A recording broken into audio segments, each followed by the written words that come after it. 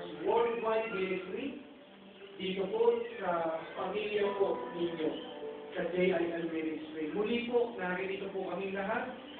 Nagpapahayag po at nilirenew po namin ang aming commitment na paglingkuran ang Diyos una sa lahat. Pangalawa po, nais po namin kayong paglingkuran sa aming kakayahan at the best that we can give to God and to each one of you as our kapamilya sa Panginoon Jesus. Mahal po namin kayo, kaya po kami narito. Tingnan niyo po ang mga leaders and workers. Nais po namin muling maglingkod ng 30 taon muli. Nagpapasalamat po kami sa Panginoon sa inyong buhay.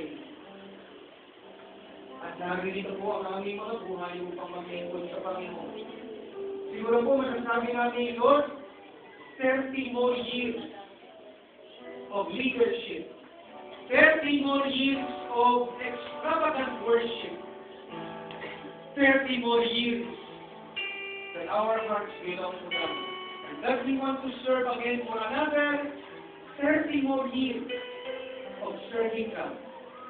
And we want to serve you as the people of the living God in JIL at Nicole.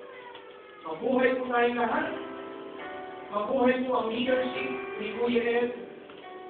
Mabuhay po ang leadership ng JIL. Mabuhay po kayong lahat na nagmamahal sa Panginoon at nagmamahal po at tunay na sumusuporta sa JIL Ministry. Maraming salamat.